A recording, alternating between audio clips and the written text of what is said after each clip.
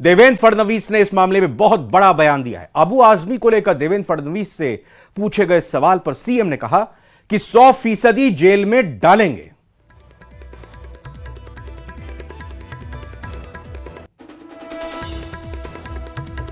तो आपको बता दें कि औरंगजेब को लेकर जो बयान चल रहे हैं, जो विवाद चल रहा है, लगातार यह मामला गर्माता जा रहा है। महाराष्ट्र के सीएम देवेंद्र फडणवीस ने इस बीच कहा है, या यूं कहें कि बहुत बड़ा बयान दिया और कहा कि अब आजमी को लेकर पूछे गए सवाल पर सीएम ने कहा कि 100% जेल में डालेंगे।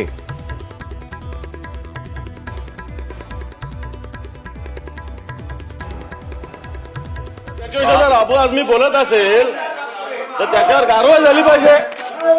अबू आझमीवर कारवाई झाली पाहिजे। अबू आझमीला जेलमध्ये का टाकलं नाही? सभापती महोदय, जेलमध्ये टाकीन, 100% टाकू।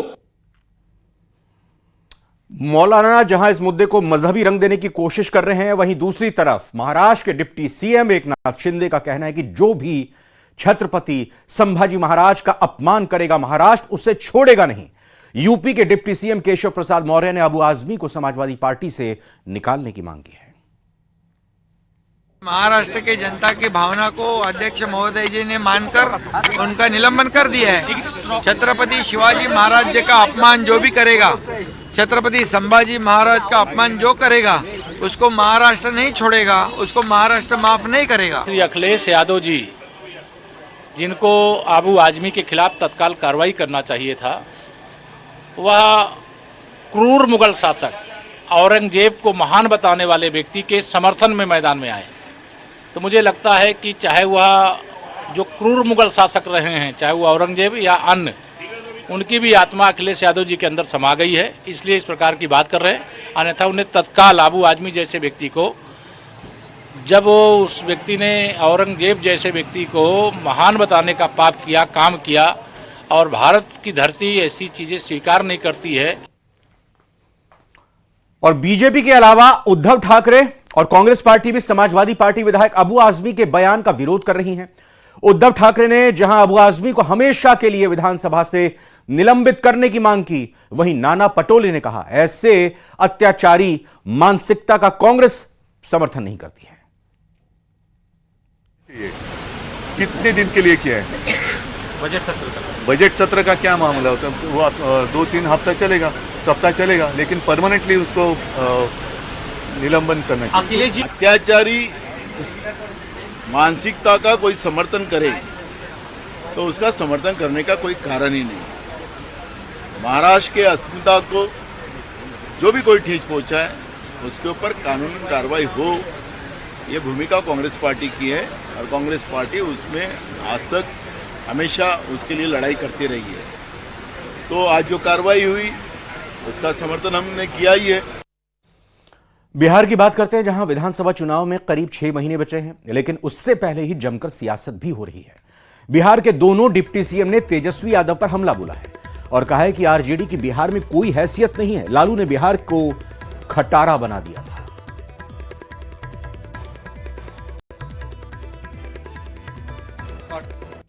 बिहार के मुख्यमंत्री नीतीश कुमार जी को बनाने का औकात राजद को नहीं है। मुख्यमंत्री जी ने कहा कि लालू यादव को हमने मुख्यमंत्री बनाने में मदद किया।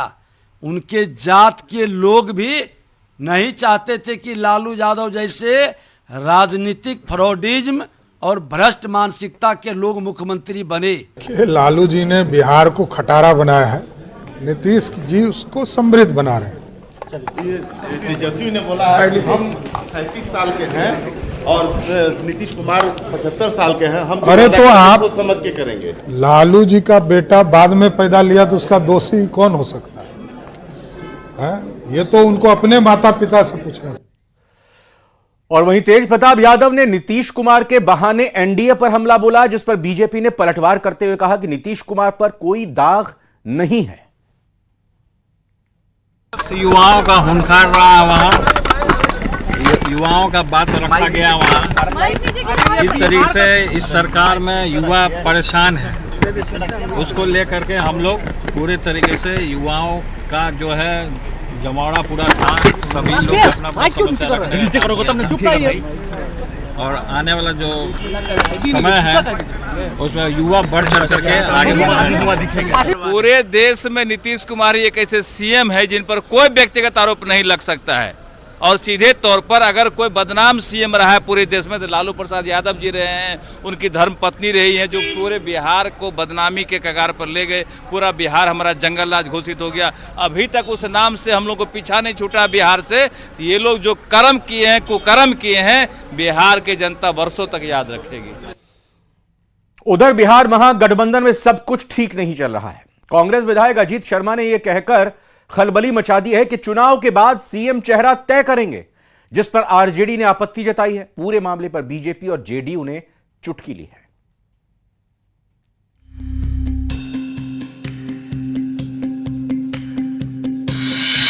महागठबंधन में सीएम चेहरे पर बढ़ा विवाद। तेजस्वी के सीएम फेस पर कांग्रेस ने उठाए सवाल। एनडीए का महागठबंधन की एकता पर तंज। बिहार में इसी साल विधानसभा चुनाव होने हैं। मुख्य मुकाबला एनडीए और महागठबंधन के बीच होगा। एक तरफ एनडीए ने नीतीश कुमार के चेहरे पर चुनाव लड़ने का ऐलान कर दिया, तो दूसरी तरफ महागठबंधन में सीएम फेस पर सियासी तनातनी शुरू हो गई। कांग्रेस विधायक अजीत शर्मा के बयान पर आरजेडी और कांग्रेस के नेता एक दूसरे पर वार पलटवार कर रहे हैं। कांग्रेस विधायक ने दावा किया कि महागठबंधन में चुनाव के बाद सीएम चेहरा तय होगा।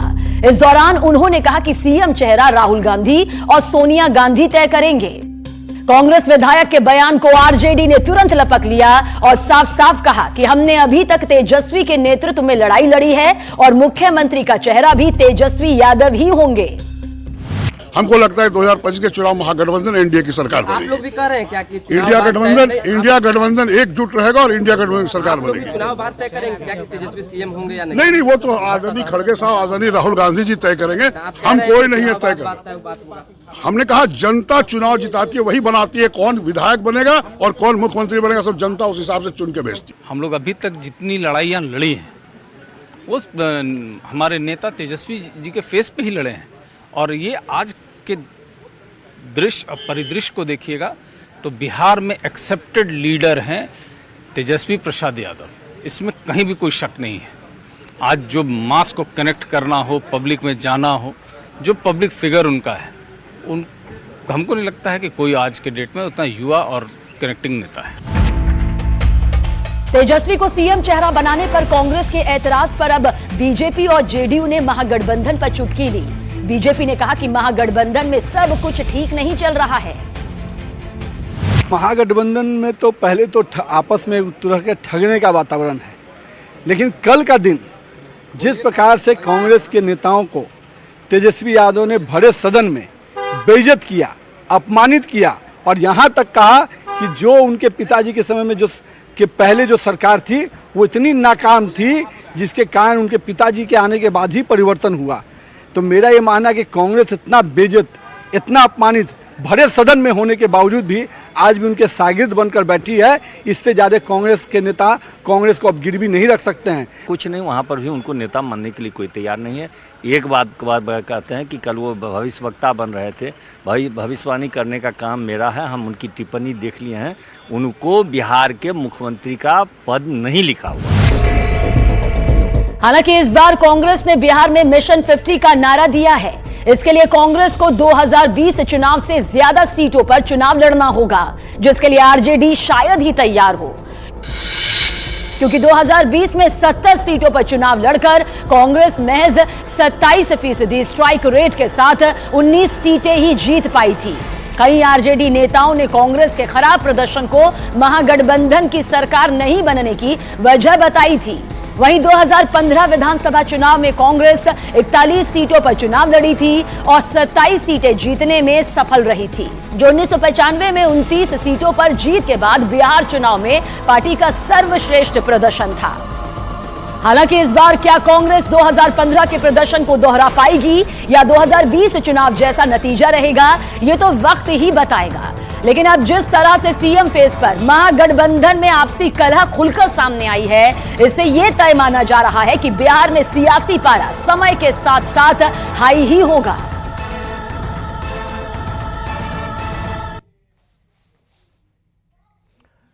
पीएम मोदी ने मुखबा मंदिर में दर्शन के बाद हर्षिल पहुंचकर उत्तराखंड शीतकालीन पर्यटन स्थानीय उत्पादों की प्रदर्शनी देखी। इसके बाद जादूंग और पीडीए के लिए मोटर बाइक और एटीवी आरटीवी रैली को हरी झंडी दिखाई। और इस दौरान पीएम मोदी ने चीन को भी संदेश दिया और कहा कि 1962 में चीन के हमले के बाद खाली करवाए गए गांव टूरिज्म हब बने।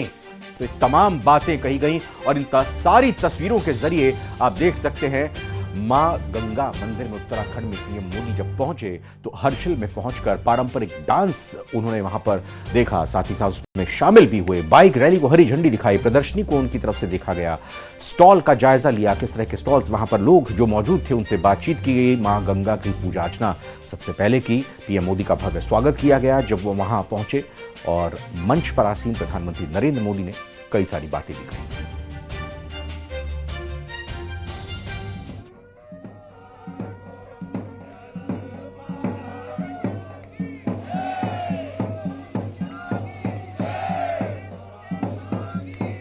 तो ये आप तस्वीरें देख रहे हैं पीएम मोदी की, जहां मुखबा मंदिर में वो दर्शन करने हर्षिल पहुंचकर यहां उत्तराखंड शीतकालीन पर्यटन और स्थानीय उत्पादों की प्रदर्शनी को देखा, लोगों के साथ पारंपरिक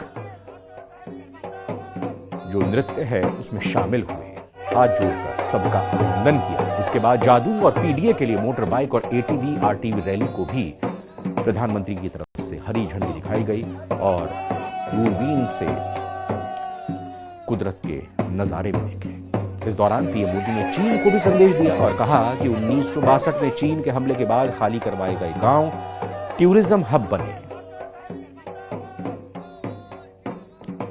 पीएम मोदी का शानदार स्वागत किया गया, इस्तकबाल किया गया और पीएम मोदी ने भी स्थानीय लोगों के साथ मिलकर, ये 3 तस्वीरें इस वक्त आपके सामने हैं। पीएम मोदी का स्वागत हुआ, मां गंगा की पूजा प्रधानमंत्री नरेंद्र मोदी की तरफ से की गई।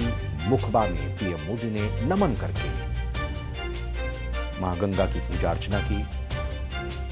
स्थानीय लोगों ने पूरी गर्मजोशी के साथ प्रधानमंत्री नरेंद्र मोदी का स्वागत किया और मुखबा मंदिर में दर्शन किए।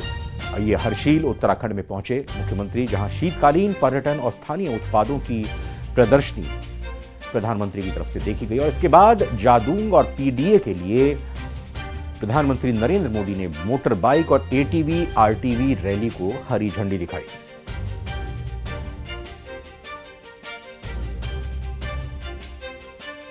गंगा की कृपा से ही मुझे दशकों तक उत्तराखंड की सेवा का सौभाग्य मिला है।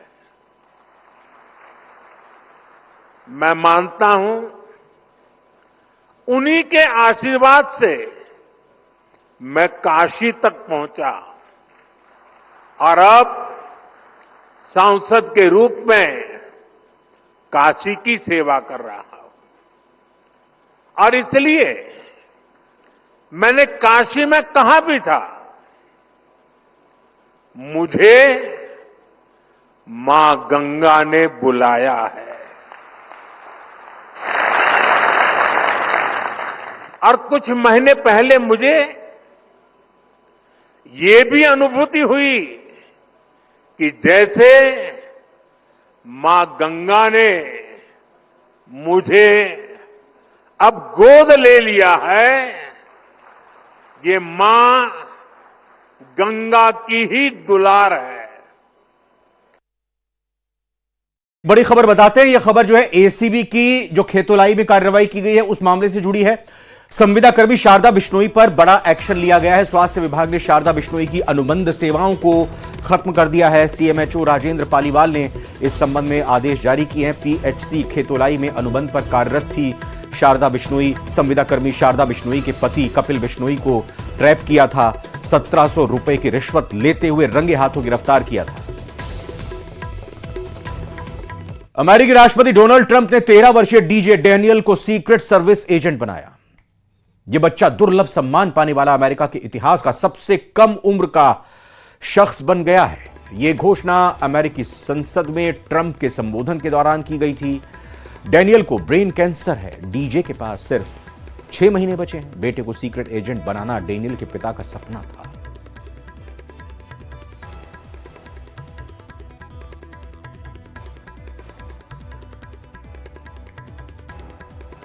क्रिकेटर मोहम्मद शमी के रोजा ना रखने को लेकर उनकी आलोचना हो रही है। वहीं मुस्लिम समाज के लोग सोशल मीडिया पर ट्रोल भी कर रहे हैं। बरेली के मौलाना शहाबुद्दीन ने भी मोहम्मद शमी को नसीहतें दे डाली और कहा कि मोहम्मद शमी ने रोजा ना रखकर बड़ा गुनाह किया। शरीयत की नजर में मोहम्मद शमी मुजरिम है। आपको बता दें कि मोहम्मद शमी का सेमीफाइनल के दौरान पानी पीने का वीडियो वायरल हो रहा है, जिसे लेकर लोगों ने रमजान का रोजा ना रखने को लेकर उन्हें निशाने पर लिया है, जिसके बाद से लगातार लोगों की प्रतिक्रियाएं आ रही हैं। अगर कोई शख्स जानबूझ करके रोजा नहीं रखता है तो निहायत ही गुनहगार है। ऐसे ही क्रिकेटर मोहम्मद शमी ने किया कि उन्होंने रोजा नहीं रखा, जबकि रोजा रखना उनके ऊपर फर्ज और वाजिब है। रोजा न रख करके मोहम्मद शमी ने बहुत बड़ा गुनाह किया। शरीयत की नज़र में ये मुजरिम है, शरई कटघरे में खड़े हैं।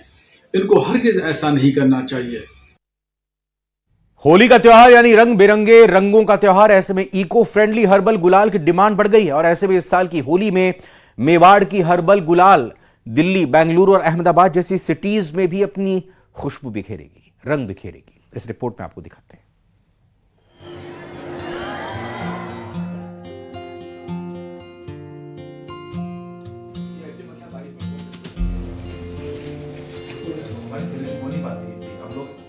होली भले ही कुछ दिन दूर हो, लेकिन रंग हर जगह खूब नजर आ रहे हैं। खास बात यह है कि इसमें हर्बल रंगों की खूब डिमांड हो रही है, जो बिना केमिकल के बनते हैं।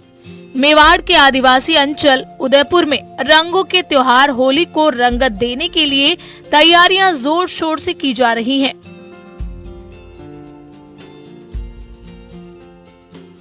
होली के सतरंगी रंगों से मस्ती में झूलने से कोई नहीं चूकता है, और यदि ये रंग केमिकल रहित हो तो होली की खुशियां चार चांद में बदल जाती है। उदयपुर का वन विभाग पिछले कई वर्षों से हर्बल गुलाल बनाने का काम कर रहा है, और यह हर्बल गुलाल वन विभाग की विभिन्न चौकियों पर तैयार होता है। और इसमें महत्वपूर्ण बात यह कि वन विभाग द्वारा स्वयं सहायता समूह और विभिन्न समितियों द्वारा यह हर्बल गुलाल बनाई जाती है, और जिसमें स्वयं सहायता समूह से जुड़े हुए जो मजदूर हैं, चाहे उसमें महिला या पुरुष हो, उन्हें रोजगार उपलब्ध होता है। वन विभाग उन्हें जो मजदूरी है वो प्रदान करता है और उनसे जंगल से अलग अलग प्रकार के फूलों का कलेक्शन करवाता है। उसके बाद में ये वन विभाग की चौकी पर लाया जाता है, यहाँ पर इसे उबाल कर इसके रंग निकाले जाते हैं और फिर तैयार होती है ये हर्बल गुलाल। होली का खुमार चढ़ने लगा है, रंगों की डिमांड बढ़ने लगी है। खास तौर पर हर्बल गुलाल की खूब डिमांड है। ऐसे में प्राकृतिक संसाधनों से लबरेज इस हर्बल गुलाल को बनाने का तरीका भी हम आपको बताते हैं। इसके लिए वनवासी इलाकों के लोग जंगलों में जाकर कुदरती फूलों और जमीन पर पड़ी पत्तियों को इकट्ठा कर इन्हें सुखा देते हैं, जिसमें गुलाब के फूल, कचनार के फूल, ढाक के फूल, पलाश के फूल, अमलताश के फूल और हरियाली के पत्तों के साथ साथ अलग अलग पेड़ों की सूखी पत्तियां होती हैं। इसके बाद इन सभी को चूल्हों पर अलग अलग उबालकर इनके अंदर से रंग और रस निकाला जाता है। इस प्रक्रिया के बाद अरारोट के आटे में अलग अलग रंगों का रस डालकर प्राकृतिक गुलाल की शक्ल दी जाती है।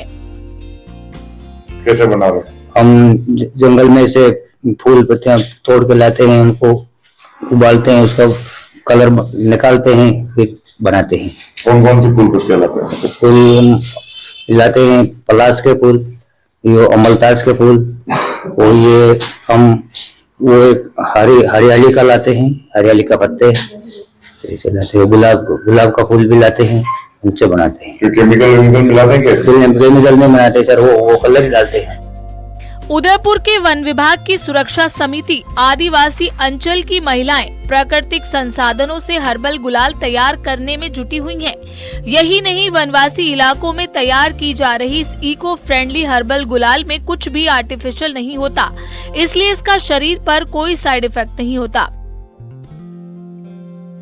ऐसे में मेवाड़ की वादियों में बन रही इस गुलाल को दिल्ली, बेंगलुरु और अहमदाबाद जैसी सिटी के लोग खरीदने को बेताब हैं। डिमांड कितनी है? डिमांड हमारा 3 क्विंटल की डिमांड है। अब जितनी बिक जाती है, हाँ करीब निकल जाती। कई बार भी साथ भेजते हैं, बाहर भी जाने के लिए कहते हैं, उनको भी भेजते हैं, या भी हम काउंटर डिवीजन के सामने काउंटर लगाते किसान पहुंच के वहां निकल जाते हैं। बहरहाल वनवासी इलाकों की खूबसूरत वादियों में तैयार की जा रही इस हर्बल गुलाल की महक इस बार उदयपुर के अलावा आसपास के कई इलाकों में महकेगी। उदयपुर से कपिल श्रीमाली की रिपोर्ट।